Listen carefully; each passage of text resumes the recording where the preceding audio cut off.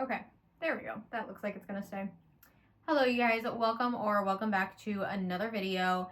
If you're new here, hi, my name is Allie. I hope you enjoy and I hope you stick around. It is finally February when I'm filming this. It is February 1st, and January is finally over. It felt like the longest month in the entire world, literally the longest thing I've ever had to live through. But you know what? It is finally over. Hopefully things start looking up. Anyways, I have my iPad here with all of my ratings and everything on it. So we are going to be going through this stack of books and talking about every single one of them. Okay, so the first book that I read this month was The Deal by Elle Kennedy. I ended up giving this a 3.5 stars. It was pretty good. It was the first book I've ever read by Elle Kennedy. It is a hockey romance following Hannah and Garrett. Yeah, Garrett. They are in a class together, and Hannah, she's not like not popular, but she's also not super popular. And there is this guy who she has a crush on, and she wants to get in with him, but he is like not paying her any attention, and she cannot get him to pay her any attention. So Garrett is also in this class, and he is struggling really, really bad. He is on the hockey team, and he needs to get his grades up or keep his grades up to continue to play hockey. And he is really struggling in this class where Hannah is doing really, really well. So they strike up a deal, and they decide to fake date, basically to get this guy to like her, and then in turn, Hannah is going to tutor Garrett and help him get his grade up in class.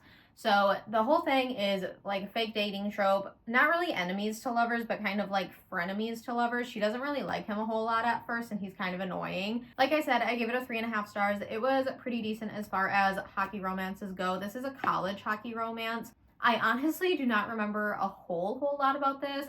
I know I would have rated it higher, although there are some things that Garrett did that I just wasn't a huge fan of. But nothing that he did was really bad or like concerning. It was just sometimes I feel like in books, a author tries too hard to write a man or a male main character and make them like perfect, where it's just almost unrealistic. And when I'm reading it, it's almost like I can tell that they're just trying too hard to make the man likable and lovable, and I just can't get behind it. So that was kind of my issue that I had with this one, was that Garrett almost kind of felt just a little unrealistic.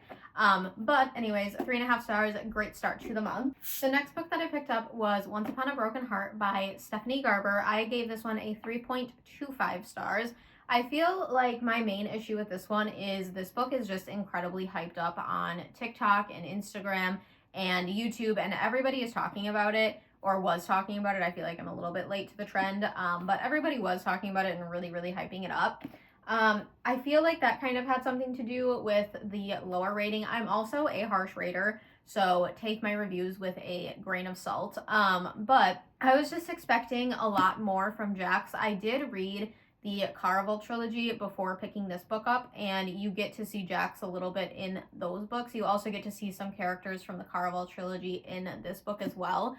I will say I like the Caraval trilogy a lot better than I like this one, but I have not read any of the books following this one, so I don't know if it gets better as the series goes on, but I was not super impressed with this one. I just had, I guess, really high expectations going into it, and they weren't necessarily met. The whole thing follows Evangeline and Jax.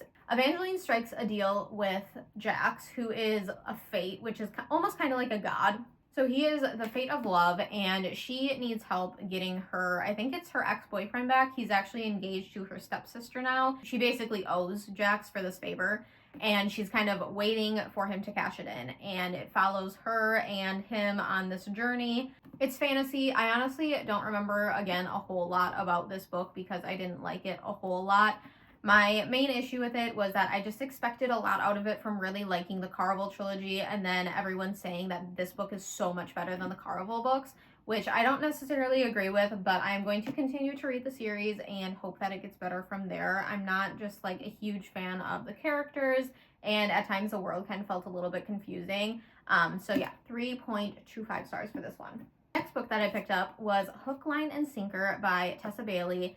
This one I have only read 2 other books by Tessa Bailey, and one of them was a DNF, and that one was I think it's called Wreck the Halls. It's a holiday romance and just didn't really vibe with me. The book that I read before that was It Happened One Summer, which is the first book in the Bellinger Sisters series.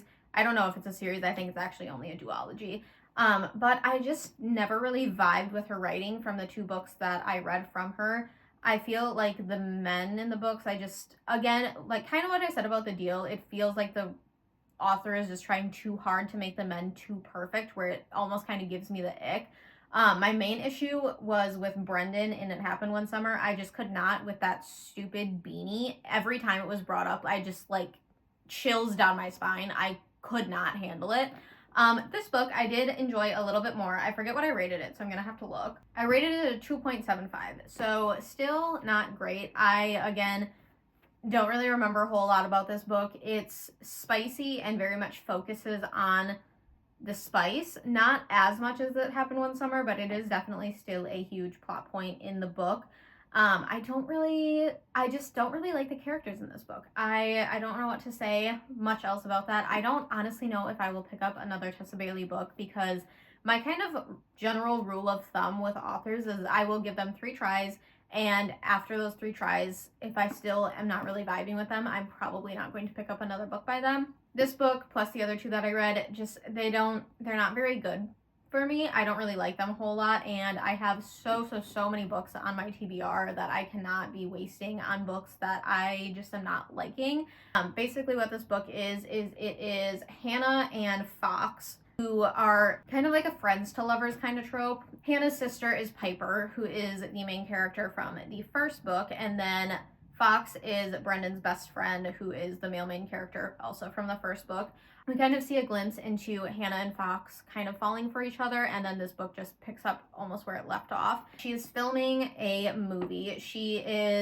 I forget what she does for the movie. She's not like the director or anything, but she's some sort of person in planning the movie. And she makes this pitch to her boss, who's the director, about taking them to the small town that they live in Washington to film this movie so that she can see Fox again. Obviously, she doesn't present it like that, but that's basically what she's doing. And it just follows them meeting up, and she is forced to stay in Fox's apartment because Hannah and Brendan's house is occupied by Brendan's parents, so they don't have their guest room available, so it's also forced proximity, friends to lovers, that kind of thing. But again, I didn't really like it a whole lot. So 2.75. And then the next book that I read is It's Not Summer Without You, the second book in the Summer I Turned Pretty series. I love the Summer I Turned Pretty series. I am obsessed with these books and the characters. They are the perfect summer read. It is, again, I read this in January, but I love to read summer reads before the season actually gets here. And again, here in Charleston, it's starting to kind of warm up and give me those summery vibes. So this is the 4th book that I picked up in the month. I also don't remember what I rated this, so I have to check. I gave this one a 4 stars, which checks out from what I remember about this book. Again, this is the second in the series. The whole series is based on Belly and the 2 Fisher boys and kind of like a love triangle of her picking between the 2. So I just love these. They're YA. The main characters are very flawed. They will irritate you all throughout the books. Specifically Belly is very flawed. But there's something about these books. They're just so nostalgic. I have not watched the TV show, and I don't know that I necessarily will, because I don't know if it can live up to the love that I have for the books in real life. It also touches a lot on grief. I'm not going to say why, just in case you haven't watched the show or seen or read the books. But there is a lot of grief that is touched on in this book specifically. But anyways, 4 stars for this one. Next book that I picked up was Hopeless by Elsie Silver, the last book in the Chestnut Springs series. This was such a disappointment, honestly. I love the Chestnut Springs series, and the last 2 books, I just not a fan of, specifically this one. I feel like she really hinted at Beau's story throughout the entire series and made everybody super excited to finally get Beau's book.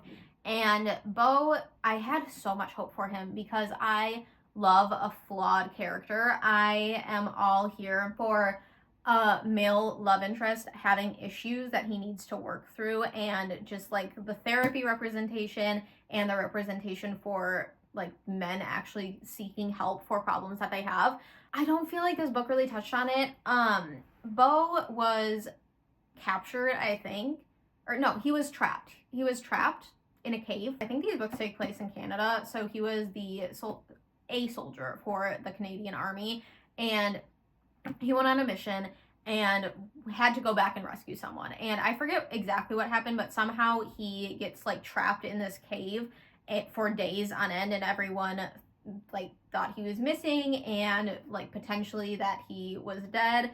And then he has all this trauma from being in this cave, which obviously, you know, that makes sense. And I feel like I was expecting it to be a lot more than what it was. Beau never seeks help for his problems. He just kind of self-medicates with alcohol. He also drunk drives in like the first couple of chapters of the book, and the female main character, Bailey, is the bartender for this bar that he frequents, and she knows that he's drunk driving, and then she like takes his keys away or something, and is just like, oh, slap on the wrist, like don't do that. Bailey also needed a lot of help. They both needed therapy. Neither one of them got it. They both had issues. Neither one of them sought help. They just self-medicated with alcohol and then randomly got together. It was also a age gap romance, and I don't necessarily think that the age gap was like too bad. I think she's 22 and he's like in his later 30s maybe. So like, yes, it's an age gap, but is it like the worst one in the world? No, but how much he focused on it was kind of creepy.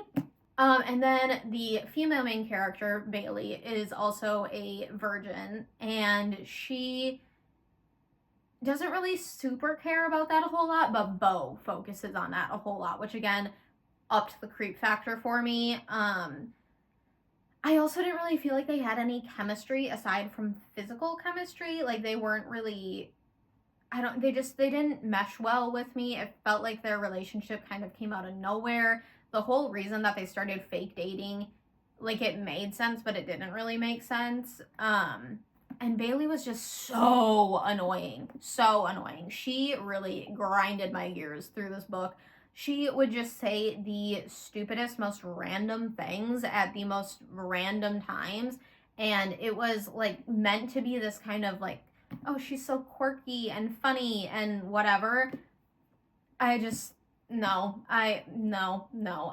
think I gave this one a 2-star, if that. Yeah, I gave this one a 2-star solely because I finished it and I enjoy seeing the other characters from the Chestnut Spring series, but this one was just, especially being the last book in the series, it was such a letdown, and I honestly would not recommend it to anyone. I would recommend reading all of the other books in the Chestnut Spring series, and if you're super interested in Beau's story, like I was, I guess pick it up, but it was just not for me, and I've seen a lot of people say similar things. Unfortunately, it was just a little bit too cringy for me. Then we have probably my favorite book, actually, scratch that, second favorite book that I read during the month, which is We'll Always Have Summer, the last book in the Summer I Turned Pretty series, and this book is so good. I gave it a 4.5 stars. Again, you have to remember the main characters are flawed, and she is very young. She's only, I think, like 18 in this book, so you also have to remember that as well.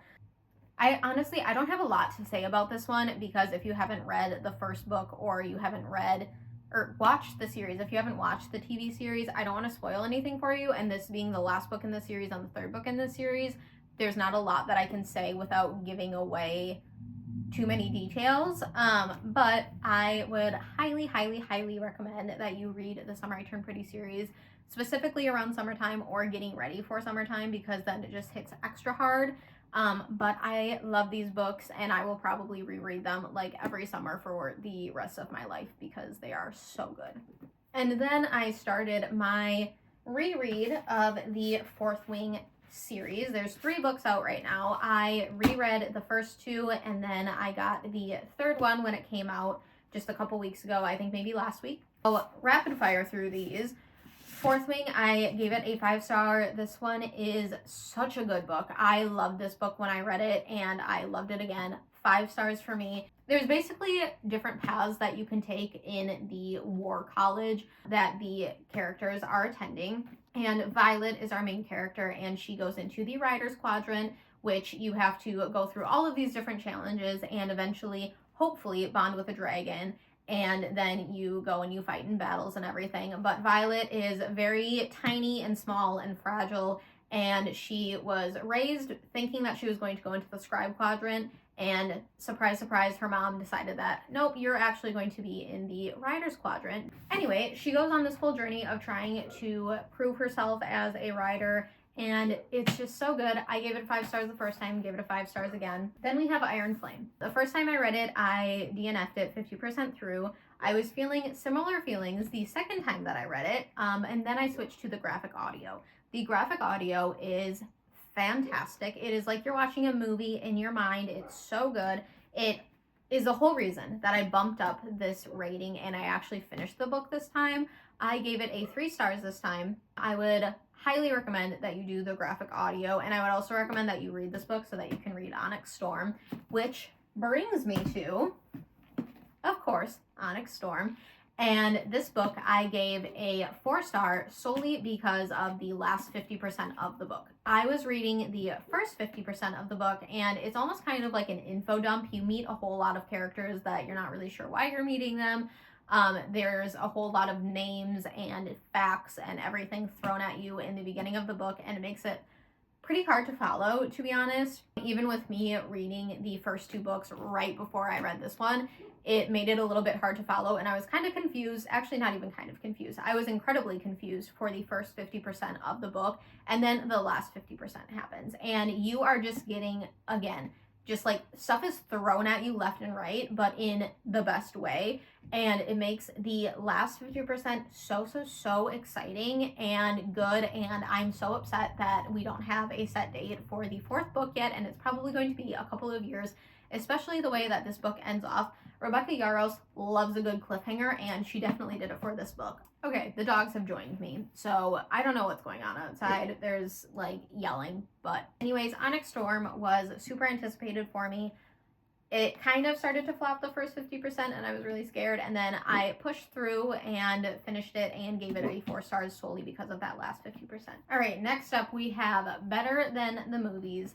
I love Lynn Painter's writing. I think her characters are so cute and so sweet and just so perfect, and everything that she writes is just like fluffy and like perfect little rom-com, perfect little YA rom-com. I tend to lean more towards like the adult rom-coms, but something about her writing is just so good, and I fly through her books so quickly. So this one, if I didn't already say, 4.75 out of 5 stars. This one follows Liz and Wes, and they are neighbors and kind of have this war going on between this parking spot that is by both of their houses, and they kind of have like this little like enemy kind of relationship going on because of this parking spot. And in their same neighborhood when they were growing up, there was this guy who used to live there. His name is Michael, and he moved away. But when Liz was young, she had a huge crush on Michael, and he ends up moving back, and Wes and Michael are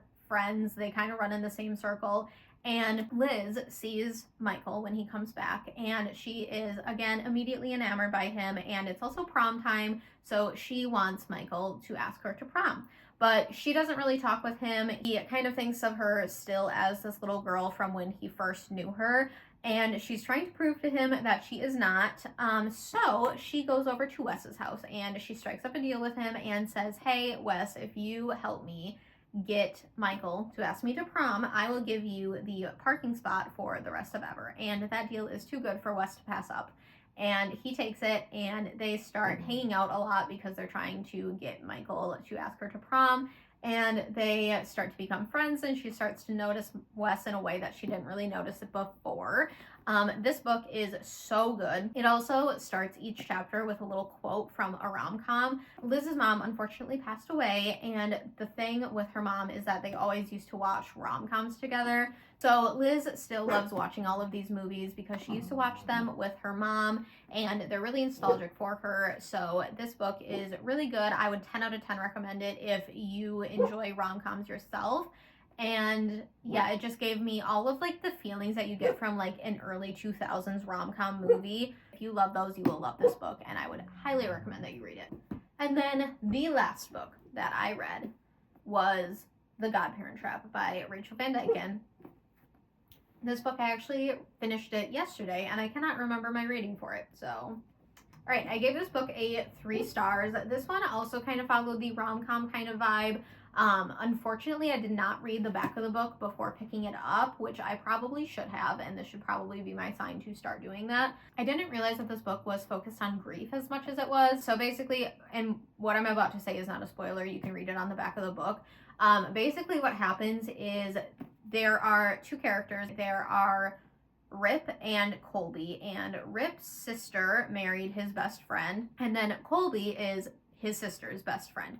So basically, the sister and her husband, they have 2 kids, and it is the anniversary, I think it's their 10-year anniversary, and they leave on a trip to Mexico, and they leave them in charge of their 2 kids. And unfortunately, there was an accident while they were in Mexico, and they pass away, which means that they are now full-time in charge of these 2 kids, and it basically follows them kind of trying to work through this new dynamic that they have. They moved into their old house, and they're kind of living together as a family, but not really a family, and they are trying to navigate their new lives while also taking care of these 2 kids who neither one of them were parents before, so they don't really know what to do. They don't know really anything. My main issue with this book was that I feel like it kind of tried to take on the grumpy sunshine trope, and not necessarily that like she's super sunshiny, but Rip is definitely very grumpy. But my issue with it was that I could tell that he was supposed to be like this grumpy male main character, but honestly, most of the time, he wasn't even just grumpy, he was just like straight up mean. And then also, like when it actually got to the romance part, their romance kind of came out of nowhere. Like it was like they hated each other and then all of a sudden they didn't. Like there wasn't really like a build up to it. But aside from that, just purely based on vibes, it was a 3-star for me because it was funny, like it was genuinely funny, and I don't know, it just gave me like the cute fluffy rom-com vibes that I'm looking for going into like the spring summer time, because in the spring and summer I am a full-blown rom-com girl. I will rarely ever pick up anything else.